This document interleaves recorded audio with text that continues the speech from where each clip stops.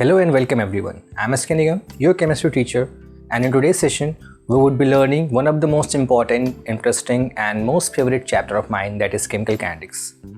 It is the chapter number 4 in NCERT Chemistry class 12th, and from this chapter, approximately 5 marks question will be asked in the board examination.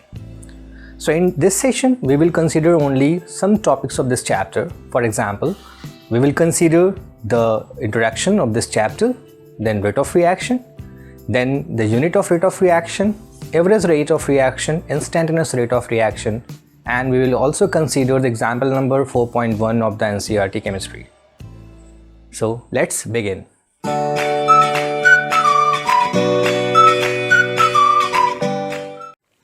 So first of all, we have to know the meaning of the name of the chapter, that is chemical kinetics. Chemical kinetics is the branch of physical chemistry and it is very important. So the definition of this branch is the branch of the chemistry which deals with the rates of chemical reaction and the factors which influence the rates of reaction and the mechanism by which the reaction process is called the chemical kinetics. It means chemical kinetics एक ऐसी branch है physical chemistry की जिसमें हम किसी भी reaction का rate पता लगाते हैं. रेट्स का मतलब उसकी स्पीड क्या होगी, कितने सेकंड में, कितने मिनट में, कितने आवर्स में वो रिएक्शन कंप्लीट होगी, उसके साथ साथ वो किन किन फैक्टर्स पे डिपेंड कर रही है, एंड उसके बाद वो मैकेनिज़्म के बारे में भी हमें बताती है कि किस मैकेनिज़्म को वो फॉलो कर रही है. Mechanism means the step which that reaction is following, किन किन स्टेप्स को वो फॉलो करके रिएक्शन परफॉर्म कर रही है. ओके, सो केमिकल काइनेटिक्स, केमिकल को अगर हम बाइफर्केट करके इस पूरे नाम को समझे तो केमिकल वर्ड तो केमिकल से ही आया है. केमिस्ट्री मीन्स कोई भी सब्सटेंसेस जिसकी अपनी केमिकल आइडेंटिटी हो या कोई प्रोसेस जिसमें केमिकल रिएक्शन परफॉर्म हो रही हो. एंड काइनेटिक वर्ड जो आया है वो ग्रीक वर्ड काइनेसिस से आया है, जिसका मतलब होता है मूवमेंट. मूवमेंट का मतलब in motion, means if the chemical reaction is in motion, then what kind of changes are happening during that chemical process, it comes under the category of chemical kinetics. Okay, so chemical kinetics basically हमें क्या बताता है, rate of reaction बताता है, कितनी speed से कौन सी reaction perform कर रही है, वो किन किन फैक्टर्स पे डिपेंड कर रहा है और उसकी मैकेनिज़्म क्या है. ओके, नाउ कुछ हम चीज़ें और डिस्कस करते हैं. जैसे हमने केमिकल रिएक्शन फिजिकल केमिस्ट्री में हमने कई सारे पॉइंट्स पढ़े. जैसे पहला पॉइंट हमने पढ़ा था थर्मोडायनेमिक्स का, और इस थर्मोडायनेमिक्स में हमने क्या सीखा था कि थर्मोडायनेमिक्स का जो बेसिक, जो सबसे इम्पॉर्टेंट पॉइंट था, that was delta G. Delta G, what is this delta G? Delta G is the Gibbs free energy change, and Gibbs free energy change की वैल्यू अगर लेस देन 0 मीन्स नेगेटिव होती थी तो हम ये कहते थे कि ये रिएक्शन फिजिबल होगी, और अगर ये पॉजिटिव होती थी तो फिजिबल नहीं होगी. मीन्स थर्मोडायनेमिक्स क्या हमें बताता है, it tells that whether the reaction is feasible or not, means reaction की पॉसिबिलिटी है या नहीं है, रिएक्शन हो सकती है या नहीं है. दूसरा है, हमने इक्विलिब्रियम चैप्टर भी क्लास 11th में पढ़ा था. इक्विलिब्रियम चैप्टर हमें क्या बताता है, इक्विलिब्रियम चैप्टर हमें K की वैल्यू देता है. K means equilibrium constant, and it defines the extent of the reaction. Extent of the reaction means कितनी रिएक्शन पूरी हो चुकी है. जैसे आपने जब इक्विलिब्रियम चैप्टर क्लास 11 में पढ़ा था तो हमने रिएक्शन को 3 कैटेगरी में कैटेगराइज किया था. एक वो रिएक्शन जो रिएक्शन शुरू होते ही इक्विलिब्रियम को अटेन कर लेती हो, इसका मतलब जिसमें बहुत less amount of the product का फॉर्मेशन होता है. दूसरी रिएक्शन जिसमें हमने ये देखा था कि ऐसी रिएक्शन जिसमें most of the reactant has converted into the product, means उसका एक्सटेंट बहुत ज़्यादा था, मीन्स बहुत सारा रिएक्शन जो था वो टुवर्ड्स द कंप्लीशन पहुँचने के बाद, लगभग टुवर्ड्स द कंप्लीशन पहुँचने के बाद इक्विलिब्रियम को अटेन कर रहा था. और तीसरी थी जो मॉडरेट लेवल रखती थी. मॉडरेट लेवल का मतलब जिसमें प्रोडक्ट और रिएक्टेंट में बहुत ज़्यादा डिफरेंसेस नहीं होता था. तो एक्सटेंट ऑफ रिएक्शन हमें इक्विलिब्रियम चैप्टर बताता है. And the third one is the chemical kinetics. ये हमें क्या बता रहा है, ये हमें रेट ऑफ रिएक्शन के बारे में बता रहा है. रेट ऑफ रिएक्शन का मतलब आप समझ गए हैं. रेट ऑफ रिएक्शन का मतलब किस स्पीड से रिएक्शन परफॉर्म कर रही है. ओके, इसका एक बेसिक सा एग्जांपल है. जैसे बहुत सारे रिएक्शंस हैं. अब हम मूव करते हैं रेट ऑफ रिएक्शन की तरफ. तो हमारी जो पहली हेडिंग होगी that is rate of reaction. Rate of reaction. तो पहले तो ये समझना है कि रेट का मतलब क्या है, रेट ऑफ रिएक्शन क्या है. तो कुछ एग्जांपल्स हैं. जैसे बहुत सारी आयनिक रिएक्शंस होती हैं जो बहुत रैपिडली परफॉर्म करती हैं. ओके, जैसे मैं एक रिएक्शन आपको बताऊं कि अगर कोई AgNO3 मीन्स सिल्वर नाइट्रेट को अगर आपने NaCl के साथ रिएक्शन किया तो ये बना देगा AgCl plus NaNO3, immediate reaction means the reactions in which ions are involved, जिसमें ions का involvement होता है, ये बहुत ही rapidly perform करती हैं, immediately. जैसे आप डालेंगे वैसे रिएक्शन परफॉर्म हो जाएगी. बहुत बेसिक सा एग्जांपल है न्यूट्रलाइजेशन ऑफ एसिड. ये आप तो लगभग सभी अपने घर में अक्सर देख लेते होंगे. ओके, न्यूट्रलाइजेशन ऑफ एसिड ये आपने क्लास 10th की रिएक्शंस में देखा होगा कि मान लेते हैं अगर आपने H2SO4 में जिंक डाल दिया या आपने इसमें कोई सॉल्ट भी डाल दिया, ठीक है, तो ये रिएक्शन क्या होगी, तुरंत ZnSO4 बना लेगा प्लस H2 गैस निकलेगी. इसका आपको इवोल्यूशन दिखता था. तो ये इमीडिएट रिएक्शन है, means it is taking the only the fraction of second to complete. ये सिर्फ फ्रैक्शन ऑफ सेकेंड में कंप्लीट हो जाती है. But they are certain example for example rusting of iron. Rusting of iron take some time, means it is not a very faster reaction, it is a slow reaction. ये बहुत धीमे धीमे होती है. अगर आपने किसी एक आयरन आर्टिकल को लिया जिसका आपने प्रिवेंशन नहीं किया है, जिसका आपने प्रिवेंशन किसी भी तरह से नहीं किया है कि उसका कोरोजन ना हो, तो आप देखोगे कि वो इमीडिएट रस्ट नहीं बनाता है. कुछ दिनों के बाद आपको उसमें रस्ट दिखना शुरू होगा. Means it take certain period of time. Similarly अगर आपके घर में इन्वर्टर की बैटरी के टर्मिनल्स पे ब्लू कलर का कॉपर का डिपोजिशन दिखाई पड़ता है, वो तो इमीडिएटली दिखाई नहीं पड़ता because it is the corrosion of copper and it also take some time. थोड़ा बहुत समय वो लेगा. तो ये रिएक्शन स्लो होती है. ऐसे ही एक और रिएक्शन है जिसकी अगर मैं बात करूं, आप सबने सुना होगा कि जो डायमंड है वो कहाँ मिलता है, कोयले की खान में ही तो मिलता है. ओके, तो डायमंड, ग्रेफाइट, ये दोनों क्या हैं, they are the allotropes of carbon. Allotropes of carbon है और इसीलिए ये कोयले की खान में ही मिलेंगे. और ग्रेफाइट और कार्बन का ग्रेफाइट और डायमंड का जो बिहेवियर है, ये सब आपने क्लास 11th में, क्लास 10 में पढ़ा हुआ है. मैं सिर्फ इतनी बात कर रहा हूँ कि जब दोनों का कंपोजिशन कार्बन का है, तो क्या डायमंड जो है वो ग्रेफाइट में कन्वर्ट हो सकता है कभी? तो ऑब्वियसली क्योंकि कार्बन का कंटेंट है तो ये कन्वर्ट हो सकता है. ओके, क्योंकि जो हीरा है, अगर वो हीरा वो अगर कोयले की खान में मिल रहा है, इसका मतलब कोई ना कोई चेंजेस हो रहे हैं उनके स्ट्रक्चर में, जिसकी वजह से वो कार्बन का अरेंजमेंट डायमंड के जैसा हो जाता है और ये ब्रिलियंस रखता है, जिसकी वजह से हम इसको एक सेपरेट आइडेंटिटी के साथ जानते हैं. तो this conversion can be possible but this is very slow process. This conversion is very slow process. और इस वेरी स्लो प्रोसेस का मतलब हम ये कह सकते हैं कि इतनी स्लो है कि हम ये मान सकते हैं कि ये कन्वर्जन हो ही नहीं सकता है. It took 1000 years to convert diamond को ग्रेफाइट में. इतनी आसानी से आप कन्वर्जन तो होगा पर उसका रेट बहुत ही स्लो होगा. इसलिए ज़्यादातर आपने एक टैगलाइन सुनी होगी, हीरा है सदा के लिए, डायमंड इज़ फॉरएवर.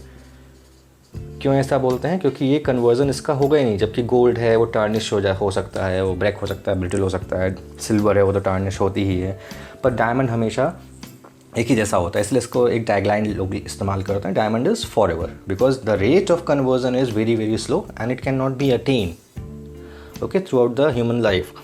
सो ये तो हो गया एक छोटे से एग्जाम्पल्स रेट ऑफ रिएक्शन, क्योंकि बहुत सी रिएक्शंस हैं जो रैपिडली हो रही हैं, जिनको बहुत रेट ऑफ रिएक्शन जिनका बहुत फास्टर है. दूसरा मैंने एग्जाम्पल बताया कई सारे जिसमें हम ये कहते हैं इनके रेट्स बहुत स्लो हैं.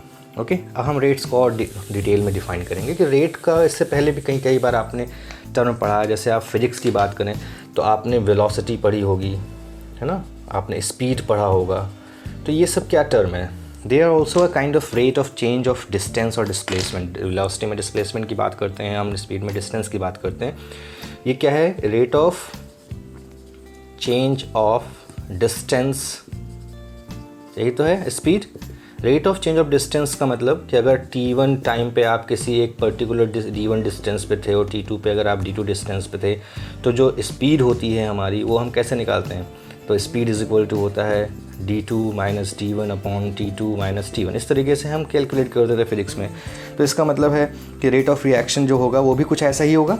तो जैसे स्पीड में जो हम देखते हैं वो क्या देखते हैं कि डिस्टेंस कितनी ट्रैवल हो रही है, वैसे अगर हम किसी रिएक्शन का रेट देखेंगे तो reaction, for example if reactant is converting into product, means reactant का प्रोडक्ट में कन्वर्जन है, तो हमारा जो रेट ऑफ रिएक्शन होगा,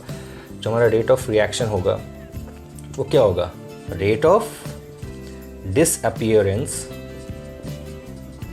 disappearance of reactant, any of the reactant, जितने भी रिएक्टेंट होंगे, एनी ऑफ द रिएक्टेंट, मतलब जितने भी हों, एक हो, दो हो, तीन, जिसमें इसमें एक है तो एक ही का होगा, as well as it is also the rate of appearance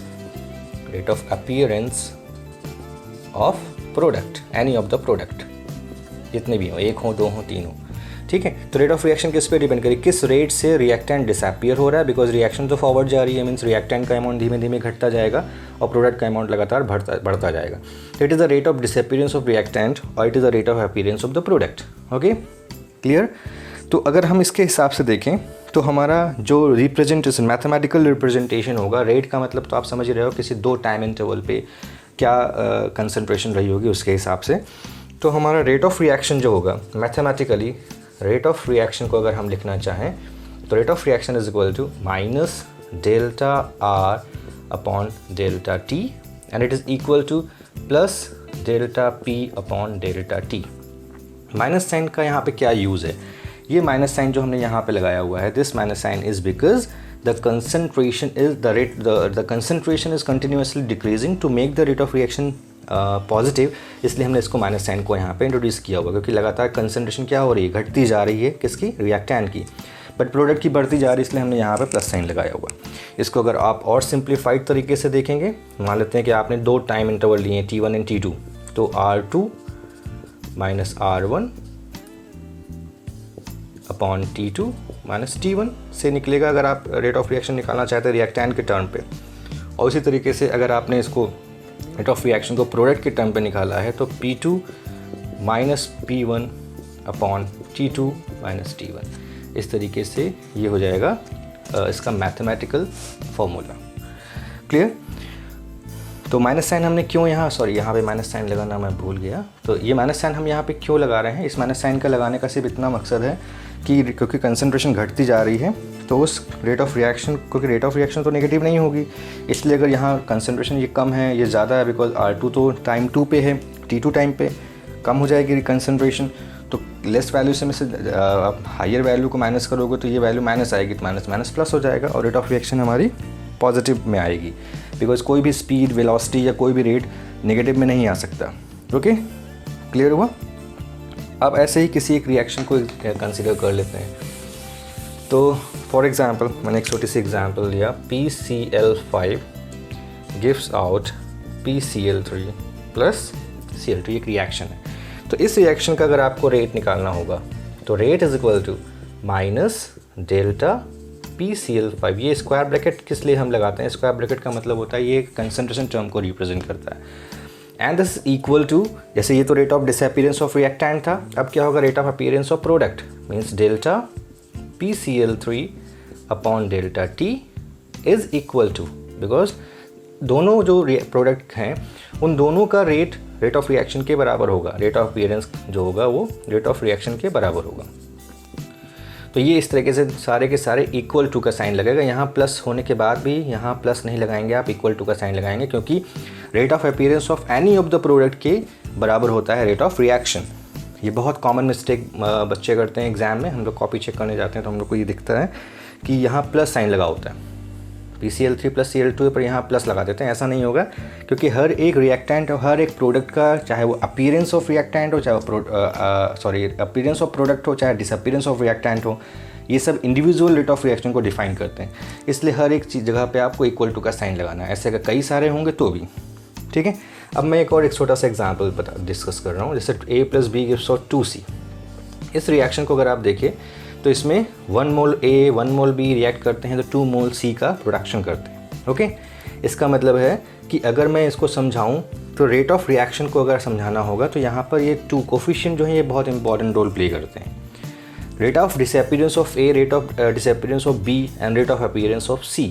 okay, तो अगर हम कंसंट्रेशन के हिसाब से कहें, मतलब अगर हम कोफिशिएंट की बात करें तो इसका मतलब ये हो जाएगा कि 2 rate of disappearance of A, rate of disappearance of A is equal to 2 rate of disappearance of V is equal to 1 rate of appearance of C। ये रेट ऑफ रिएक्शन की एक छोटी सी रिप्रेजेंटेशन होगा इस रिएक्शन के हिसाब से, क्योंकि इस रिएक्शन में 1 मोल ये दोनों थे तो ये 2 मोल सी बना रहे हैं। अगर मैंने सिर्फ 1 मोल का अपीयरेंस ऑफ सी दिखाया है तो इसका मतलब ये 2 मोल्स इस्तेमाल होंगे। ओके, क्लियर हो? मतलब सॉरी, रेट जो उसका वो ट्वाइस हो जाएगा, क्योंकि यहाँ पर कोफिशिएंट एक इंपॉर्टेंट रोल प्ले करता है। इसका मतलब है कि इस पूरी इक्वेशन को अगर हम 2 से डिवाइड करें तो हमारा नया टर्म तैयार हो जाएगा, और उसके बेसिस पे जब हम लिखते हैं उसी रिएक्शन को A + B gives out 2C का अगर आप रेट लिखते हो तो ये rate of appearance of A होगा, means delta concentration of A, this is concentration of A upon delta T in minus sign, it is equal to minus delta B upon delta T। तो square bracket क्यों लग रहा है ये आपको समझ में आ रहा होगा। स्क्वायर ब्रैकेट सिर्फ कंसंट्रेशन या एक्टिव मासेस को डिफाइन करता है, and it is equal to +1/2 delta C by delta T। Plus क्यों लगा? क्योंकि प्रोडक्ट है। माइनस क्यों लगा? क्योंकि ये रिएक्टेंट है। और 1/2 क्यों लगाया? क्योंकि यहाँ पे कोफिशिएंट 2 है, तो जो भी कोफिशिएंट होगा वो 1/2 में आ जाएगा। ओके, सिमिलरली अगर मैं एक रिएक्शन लिखता हूँ small a small capital A small b capital B gives out small c capital C plus small d capital D, इस इक्वेशन का अगर मैं आपको रेट ऑफ रिएक्शन लिखने को बोलूँ तो इसका रेट क्या होगा? Just tell me the answer, just write down in your copy. क्या होगा? कोफिशिएंट क्या है? स्मॉल a है तो -1/a, good. Then delta concentration of A upon delta T is equal to, again plus sign यहाँ पे है पर आपको यहाँ प्लस नहीं लगाना है, यहाँ क्या लगाना है? Equal to, because individual every reactant and product का डिसअपीयरेंस या अपीयरेंस रेट ऑफ रिएक्शन को डिफाइन करेगा। -1/b delta B upon delta T is equal to, अब क्योंकि प्रोडक्ट पे आ रहे हो आप तो +1/c concentration of C delta concentration of C upon delta T is equal to 1/d plus sign के साथ delta of capital D upon delta T। तो ये बनेगा रेट ऑफ रिएक्शन। ओके, अब देखो सब में यहाँ देखो प्लस साइन लगा है पर यहाँ प्लस नहीं लगा रहे हो ना, यहाँ प्लस साइन लगा, यहाँ प्लस नहीं लगा रहे हो। हर एक रिएक्टेंट और प्रोडक्ट अपना इंडिविजुअल रेट रिप्रेजेंट करेगा जो कि उस पूरी रिएक्शन के रेट ऑफ रिएक्शन को डिफाइन करेगा। क्लियर? ये एक जनरल रिएक्शन हो गई। ऐसे ही इसको हम अप्लाई करते हैं किसी एक एग्जाम्पल पे जो कि आपके NCERT में भी है। एग्जाम्पल है 5Br minus plus BrO3 minus plus 6H plus gives out 3Br2 plus 3H2। अगर ये रिएक्शन है तो इसका रेट अगर हमको निकालना होगा तो देखो कोफिशिएंट यहाँ है 5, तो ये -1/5, माइनस क्यों लगा रहे हैं? रिएक्टेंट है इसलिए। Clear? Then delta Br minus upon delta T it is equal to, again one more, पर यहाँ पे कोफिशिएंट कुछ भी नहीं है तो आपको कोई कोफिशिएंट लगाने की ज़रूरत नहीं है। Delta of BrO3 minus upon delta T and it is equal to, यहाँ पे 6 कोफिशिएंट है तो -1/6 delta of H plus upon delta T it is equal to, अब प्रोडक्ट का टर्न आया यहाँ पर 3 है तो ये प्लस साइन के साथ 1/3 delta Br2 upon delta T is equal to, यहाँ पे 3 है तो ये प्लस साइन के साथ 1/3 delta concentration of H2O upon delta T। तो ये हो गया है इस रिएक्शन का रेट ऑफ रिएक्शन लिखने का तरीका। ओके, अब हम मूव करते हैं average rate of reaction and instantaneous rate of reaction की तरफ। क्लियर? तो इसको रब करते हैं। अब बढ़ते हैं हम average rate of reaction, average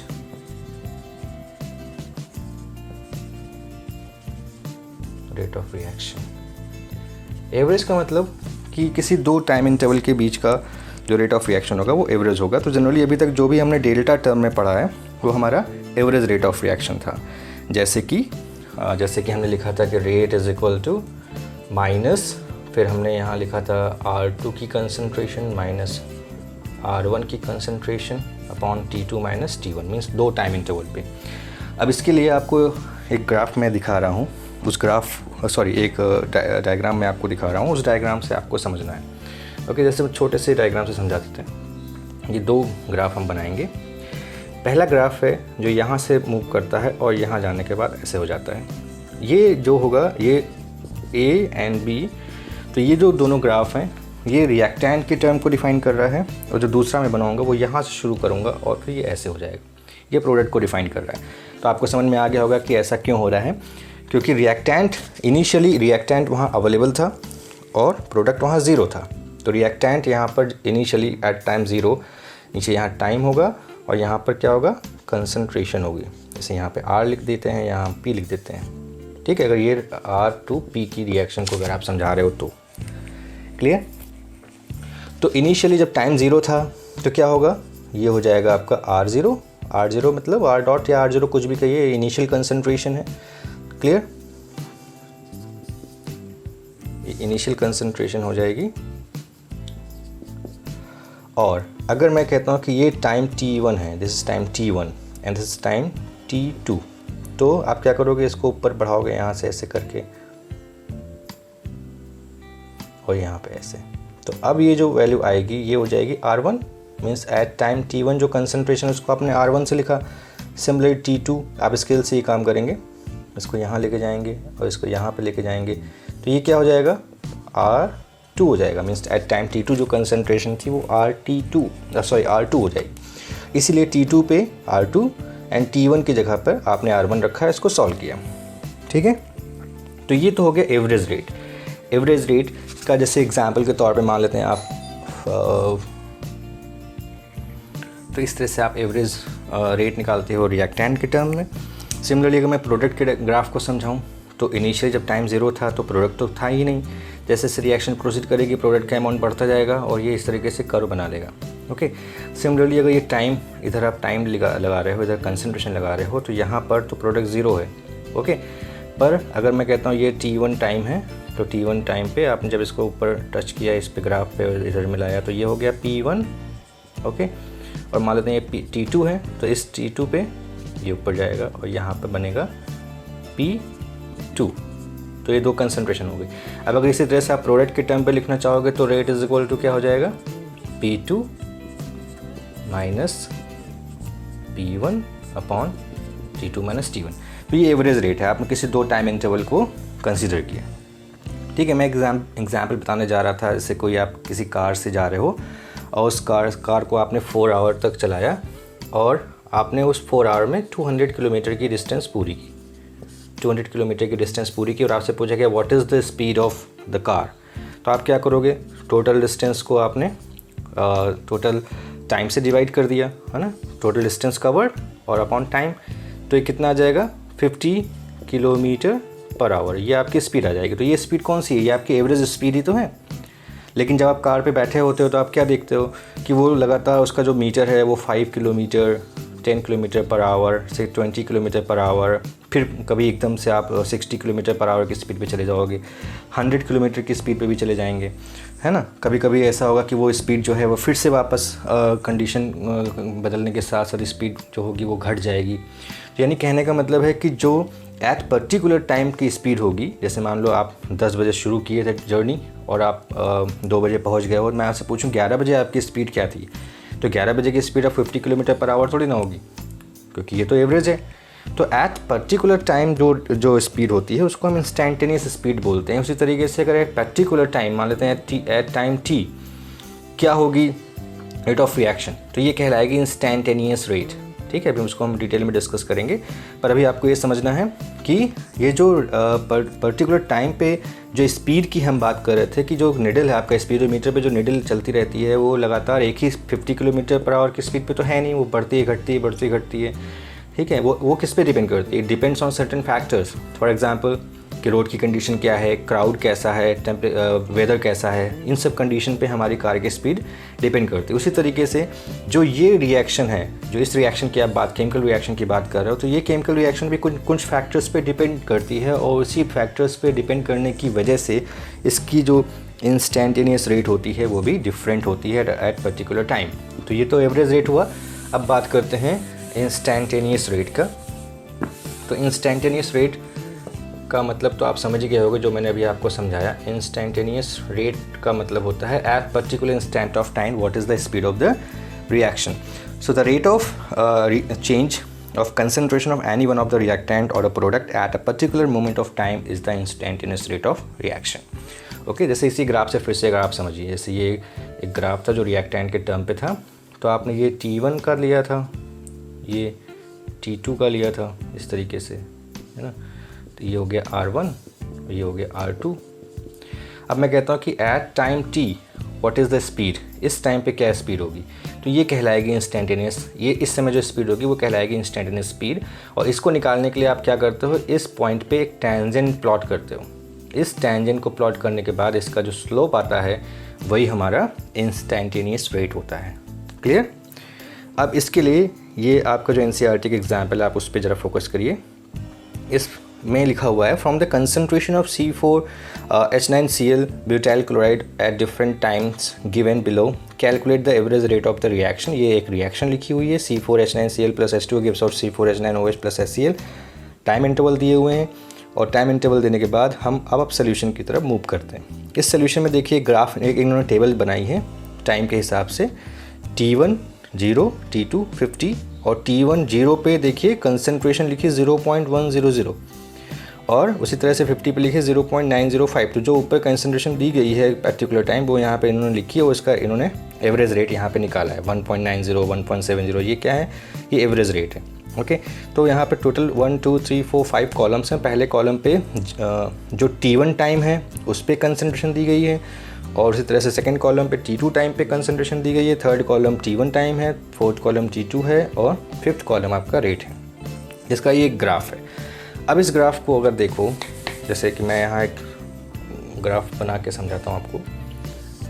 जैसे कि आपको जैसे इस एग्जाम्पल में पूछा गया है कि what is the instantaneous rate at 600 second. 600 second पे इंस्टेंटेनियस रेट अगर आपको निकालना है तो पहले तो एवरेज रेट निकालना तो आसान है, कर लोगे आप कोई भी दो टाइम इंटरवल निकाल के। जैसे यहाँ पे इन्होंने 0.4 लिखा हुआ है और इस तरीके से ये कर्व नीचे की तरफ आ रहा है। फिर यहाँ पे है 400 सेकेंड और यहाँ पे है 800 सेकेंड और यहाँ पे कहीं है 600 सेकेंड। क्लियर। अब 600 सेकेंड पे जब जैसे 600 सेकेंड पे अगर आपको निकालना है एवरेज रेट तो क्या आप करोगे, यहाँ पे एक टेंजेंट प्लॉट करोगे। ओके, और इस टेंजेंट का आप स्लोप निकालोगे। जब इस टेंजेंट का आप स्लोप निकालते हो तो इस टेंजेंट का स्लोप निकालने में ये क्या कर रहे हैं, इस टेंजेंट का स्लोप निकालने के लिए पता है स्लोप कैसे निकलता है, इट इज़ tan थीटा। यानी अगर आपको ये एंगल मिल जाए जहाँ पे ये लाइन इस 400 को टच कर रही है और ये 800 को टच कर रही है, तो इस तरीके से देखो एक राइट एंगल ट्रायंगल बनेगा, तो ये होगा थीटा एंगल। तो ये थीटा एंगल कैसे निकलेगा, परपेंडिकुलर अपॉन बेस से निकलेगा। और ये परपेंडिकुलर अपॉन बेस कैसे मिलेगा, इसको आप यहाँ पे ऐसे एक्सट्रापोलेट करो, इसको यहाँ एक्सट्रापोलेट करो, तो ये 400 सेकेंड पे जो कंसनट्रेशन थी, ओके, माइनस 800 सेकेंड पे जो कंसनट्रेशन थी, डिवाइड बाई, अगर आपको इंस्टेंटेनियस रेट निकालना है, इंस्टेंटेनियस एट 600 सेकेंड, तो क्या किया इन्होंने यहाँ पे एक टेंजेंट प्लॉट की और टेंजेंट को एक्सट्रापोलेट किया। आप दो तरीके से कर सकते हो, इसको आगे भी ले जा सकते हो, पूरा यहाँ तक ऐसे भी कर सकते हो। तो ये पूरा डिवाइडेड बाई दिस, इस तरीके से भी आप कर सकते हो। पर हमको जब दो कोई भी टाइम इंटरवल मिल जाएंगे जिनकी कंसंट्रेशन हमें पहले से पता है, तो हम क्यों इतना एक्सट्रापोलेट करेंगे। तो करना क्या था आपको, आपने टेंजेंट प्लॉट किया, टेंजेंट प्लॉट करने के बाद कोई भी दो टाइम इंटरवल जिस पे ये एक राइट एंगल ट्रायंगल को फ्रेम करेगा, वहाँ पर आप tan थीटा निकाल लेंगे। तो बेसिकली होता क्या है, जब हम एक्सपेरिमेंटली इन क्वेश्चंस को सॉल्व करते हैं, तो जिस भी इंस्टेंटेनियस टाइम पे आपको रेट ऑफ रिएक्शन निकालना होता है, हम उसको निकालने के लिए कोई दो टाइम इंटरवल लेते हैं जिसका मीन वो पर्टिकुलर टाइम आ जाए। तो देखिए 800 और 400 सेकेंड का मीन होगा कितना, 600। 8 और 4 12 मीन्स 1200 डिवाइडेड बाई 2 मीन्स 600 आया कि नहीं आया। तो हम जनरली यही करते हैं जब जल्दी से क्वेश्चन सॉल्व करना होता है। अदरवाइज़ हम क्या करेंगे, टेंजेंट प्लॉट करेंगे, इसको एक्सट्रापोलेट करेंगे either to the Y axis और एक्स एक्सिस, फिर हमने परपेंडिकुलर अपॉन बेस का फॉर्मूला लगाया, या फिर हमने कोई ऐसा देखा कि कोई दो नियरेस्ट टाइम इंटरवल जिसकी कंसंट्रेशन हमें पहले से नोन होती है, जैसे 400 की आपके बुक में दी है, 800 की दी हुई है, तो आपने इस तरीके से इसको बना लिया। और अब हमारा जो यहाँ पे फॉर्मूला बनेगा वो बनेगा कि ये हम कंसंट्रेशन रखते हैं एट 800 सेकेंड क्या थी, माइनस कंसंट्रेशन रखते हैं जो हमारी 400 सेकेंड में थी, ओके, डिवाइडेड बाई 800 माइनस 400। इस तरीके से आप इंस्टेंटेनियस रेट निकाल लेंगे। तो आप अपने बुक में देखोगे आपको ऐसे बहुत सारे एग्जांपल्स मिल जाएंगे। उसी तरीके से अगर मान लेते हैं कि आपको 250 सेकेंड पे निकालना है, तो 250 सेकेंड पे भी आप यही करोगे, यहाँ एक टेंजेंट प्लॉट करोगे, फिर कोई दो टाइम इंटरवल देख लेंगे, जैसे मान लो यहाँ पर 250 है, तो ये किसका मीन हो सकता है, 500 सेकेंड का मीन होगा। 500 कैसे आएगा, 200 सेकेंड प्लस 300 मीन्स जब आप इसको टेंजेंट को प्लॉट करोगे तो आपको अपने आप 200 और 300 सेकेंड का पे आके वो टच कर जाएगा और उसको ही परपेंडिकुलर अपॉन बेस लगा के आप फॉर्मूला अप्लाई कर दोगे।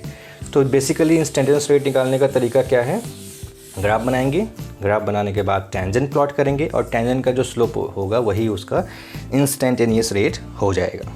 क्लियर।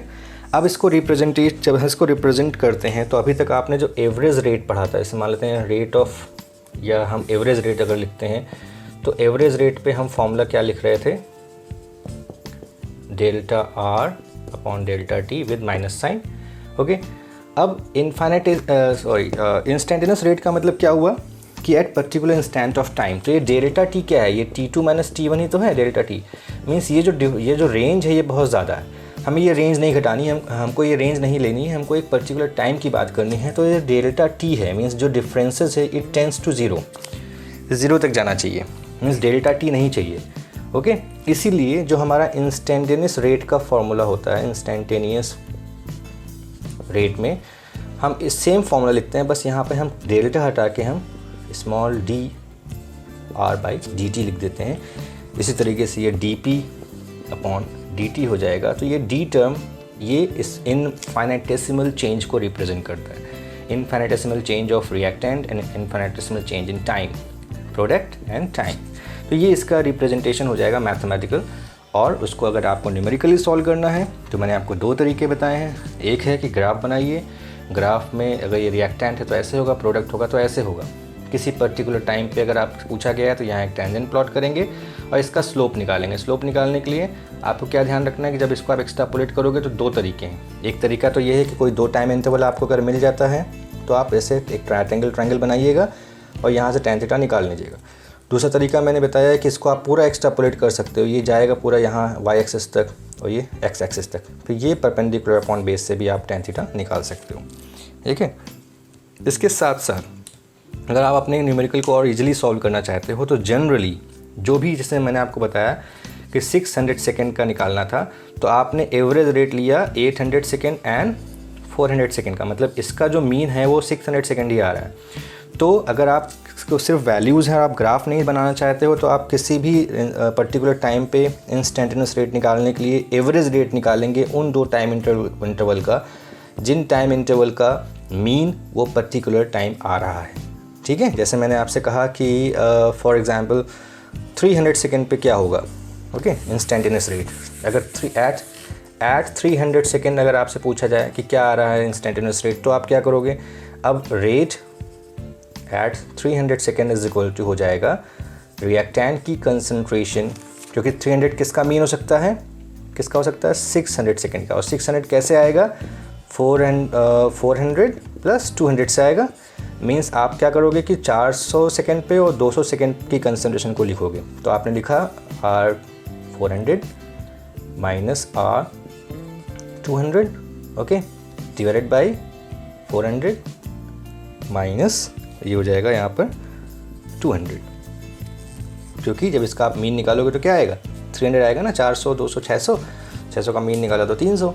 तो यानी आप कोई दो टाइम इंटरवल ले लीजिए जिसका मीन वो पर्टिकुलर टाइम इंटरवल आ रहा है, फिर उसका एवरेज रेट निकाल दीजिए। इस तरीके से आप न्यूमेरिकली ईजिली न्यूमेरिकल को सॉल्व कर सकते हो। ओके, तो ये तो हो गया इंस्टेंटेनियस रेट।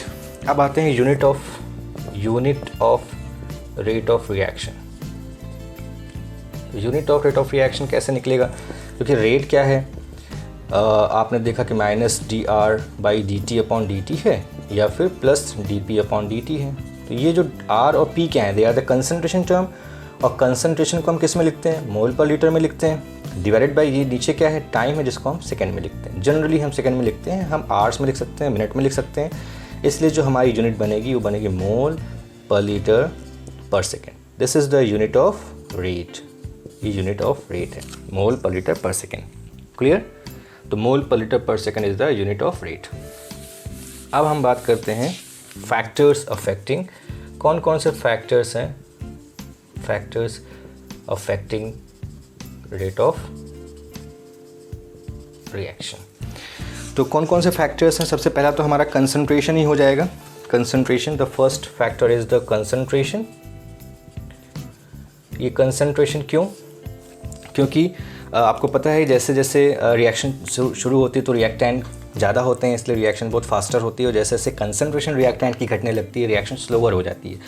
मीन्स अगर कंसनट्रेशन हाई है तो रेट ऑफ रिएक्शन फास्टर होगा, और अगर कंसनट्रेशन कम है तो रिएक्शन स्लोअर होगा। ओके, इसका छोटा सा एग्जांपल है, मान लेते हैं कि आपको पता है कि आग जलती है, यानी कि जो फायर है ये ऑक्सीजन की हेल्प से जलती है, ठीक है। तो आपने देखा होगा कि जब कभी कहीं हमको कुछ जलाना होता है, लकड़ी जलानी होती है, लकड़ी तो बहुत सारी है पर आग बहुत धीमे धीमे जल रही है, फायर बहुत स्लो है, तो हम उसमें फूकना शुरू करते हैं या उसको हम हवा देना शुरू करते हैं। जैसे हवा देना शुरू करते हैं यानी हम उसको ऑक्सीजन की सप्लाई बढ़ा देते हैं।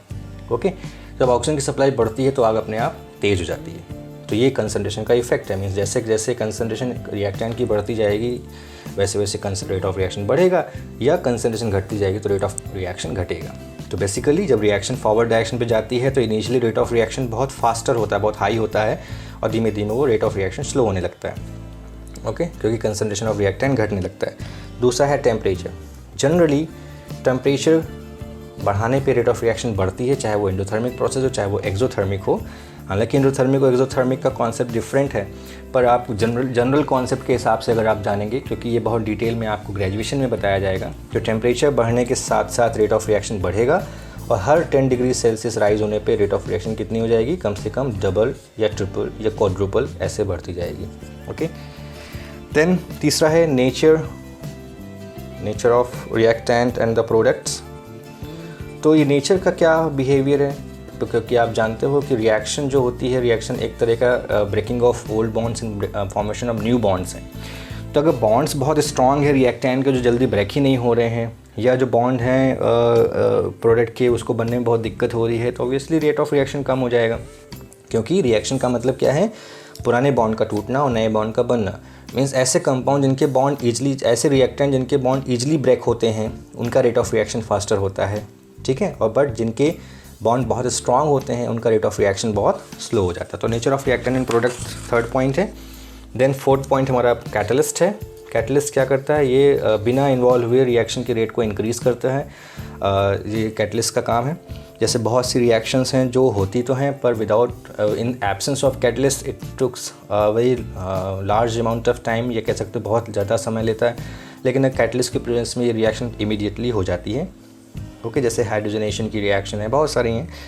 Then the fifth one is surface area. You can say surface area हमने क्यों बोला, क्योंकि ज़्यादातर रिएक्शंस में रिएक्टेंट सॉलिड स्टेट में होंगे और सरफेस पे रिएक्शन परफॉर्म करना शुरू करते हैं। तो अगर सरफेस एरिया ज़्यादा होगा तो रेट ऑफ रिएक्शन ज़्यादा होगा। जैसे कि मान लेते हैं कि एक बड़ा सा लकड़ी का टुकड़ा है, इसको आपको जलाना है, तो ये जलेगा तो, पर इसको जलने में बहुत समय लगता है। लेकिन अगर आप इसको तोड़ दीजिए, बहुत सारे टुकड़ों में तोड़ दीजिए, तो ये इमीडिएटली जल के राख हो जाता है। क्योंकि जैसे जैसे आप इसको फ्रैक्शन में तोड़ोगे सरफेस एरिया बढ़ेगा और रेट ऑफ रिएक्शन इसकी इंक्रीज़ कर जाएगी। तो इस तरीके से ये कुछ फैक्टर्स हैं जिन पे रेट ऑफ रिएक्शन डिपेंड करती है।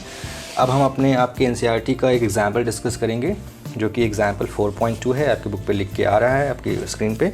The decomposition of N2O5 in CCl4 at 318 Kelvin has been studied by monitoring the concentration of N2O5 in the solution. Initially, the concentration of N2O5 is 2.33 mole per liter, and after 184 minutes, it is reduced to 2.08 mole per liter.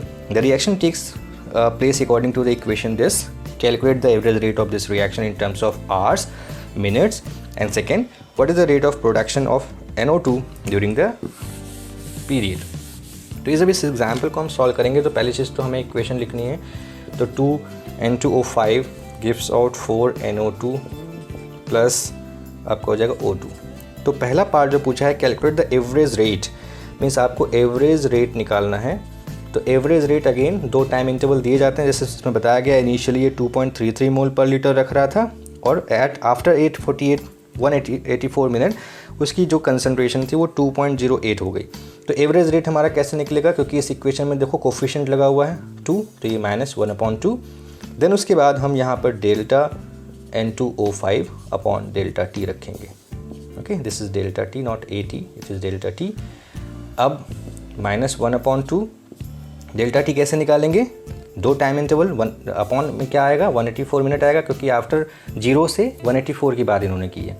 तो यहाँ पर आपने लिखा कि after 184 minutes की concentration आपकी book में लिखी 2.08, और इनिशियली ये कितनी थी 2.33 डिवाइडेड बाई 184, क्योंकि 0 से 184 मिनट की बात इन्होंने की है। अब इसको आप सॉल्व कर दीजिए। सॉल्व करने के बाद जो आपकी वैल्यू आएगी वो आएगी मोल पर लीटर पर मिनट में आएगी, ओके, जो कि आपकी बुक में आ रही है 6.79 इंटू 10⁻⁴ मोल पर लीटर पर मिनट। ये पर मिनट क्यों? क्योंकि जो टाइम था वो पर मिनट में था। अब क्वेश्चन पूछा गया है कि इसको आप पर मिनट में निकालिए, पर आवर्स में निकालिए, पर सेकंड में निकालिए, तो उसको कन्वर्ट करते रहेंगे। पर मिनट है अभी अगर आपको सेकंड में निकालना है तो क्या करोगे, 184 को 60 से मल्टीप्लाई कर दीजिएगा, ओके, फिर सॉल्व कर लीजिएगा। समझ में आ गया? उसी तरीके से अगर आपको आवर्स में निकालना है तो 184 को 60 से डिवाइड करके यहाँ रखिएगा, तो आवर्स में आंसर मिल जाएगा।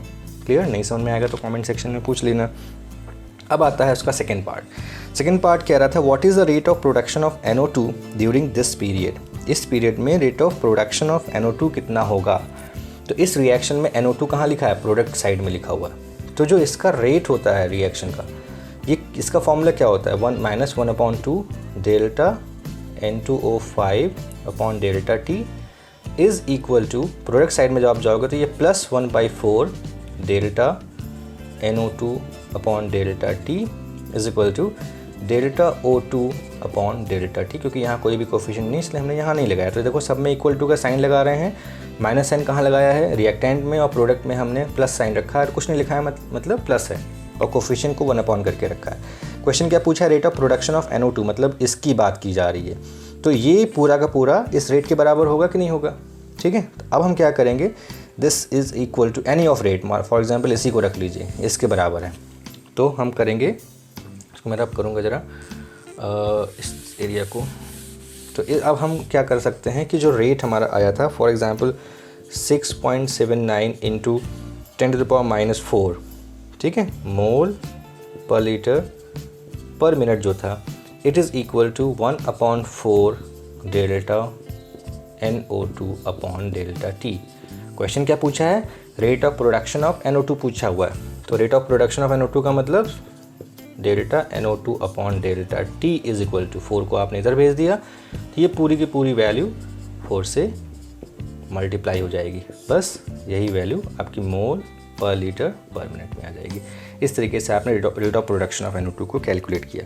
तो ध्यान रखना है क्या ध्यान रखना है? फॉर्मूला का बहुत ध्यान रखना है। रेट किसके बराबर होगा उस इक्वेशन के हिसाब से, ये this is equal to this, this is equal to this. Question में पहला पूछा था रेट क्या आएगा, और आपने निकाल लिया सीधे एवरेज रेट। अब यही रेट इन सब में अगर आपसे पूछा जाए what is the rate of disappearance of N2O5, तो आप इसको रखोगे, this is equal to rate. अगर आपसे पूछा जाए what is the rate of production of NO2, जो आपने अभी सॉल्व किया, तो आप इसके बराबर रखोगे रेट को, ठीक है। फिर आप ये निकालोगे, पर्टिकुलर ये चीज़ निकालोगे। फिर पूछे rate of production of O2 क्या है, तो आप पूरे रेट को या तो इसके बराबर रख दो, तो ये तीनों के रेट्स को निकाल सकता है। So this is all about the today's session. I hope समझ में आया होगा, अच्छा लगा होगा तो लाइक करके शेयर करिए, कमेंट करिए और सब्सक्राइब करके नोटिफिकेशन बेल को ऑन करिए, ठीक है। Okay, bye bye.